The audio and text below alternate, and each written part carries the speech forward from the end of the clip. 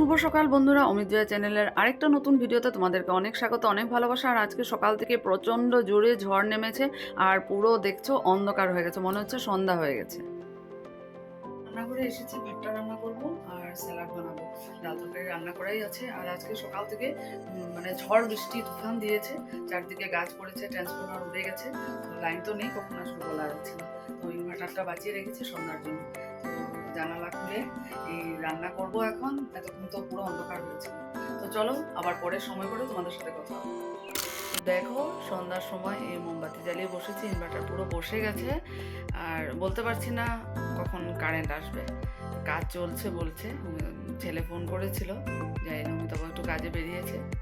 কি বলবো, ভেবেছিলাম আজকে নবমী পূজা বাসন্তী পুজো যাবো, একটু বেরোবো, কিন্তু কি আর করা যাবে, কালকেও বৃষ্টির জন্য যেতে পারলাম না আর আজকে তো কারেন্টই নেই।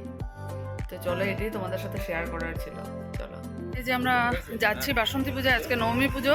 তো দেখো তিনজনই একদম মেজেন্ডা কালার পরেছি, কিরকম লাগছে দেখতে অবশ্যই জানিও। আর কারেন্ট এসেছে কিন্তু ভোল্টেজ নেই, আমাদের সব দিকে এসে গেছে, আমাদের ভোল্টেজটা নেই, জানি না, কমপ্লেন করা হয়েছে।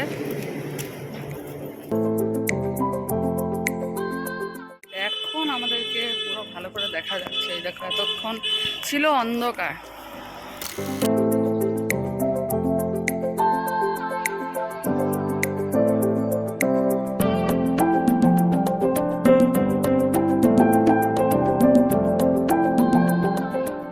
অনেকদিন পর পায়েলের সাথে দেখা হলো হিন্দু মিলন মন্দিরে বাসন্তী পূজায়। বহুমূল্য বক্তব্যের জন্য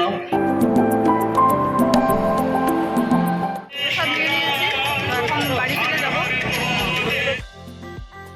তো আমরা পূজা দেখে যে বাড়ি ফিরছি, জানি না বাড়িতে গিয়ে কারেন্ট আছে কিনা নাকি ভোল্টেজ নেই, জানি না, গেলে বুঝতে পারবো। এইমাত্র বাড়ি এসে বসলাম আর ভোল্টেজ এখনো আসেনি। তো যাক, মায়ের দর্শন করে এসেছি, এটাই ভালো লাগছে, প্রসাদও নিয়েছি। তো চলো আজকের ভিডিওটা এই পর্যন্ত, আগামীকাল নতুন একটা ভিডিওটা দেখা হচ্ছে। তোমরা সবাই ভালো থাকো, সুস্থ থাকো, টাটা।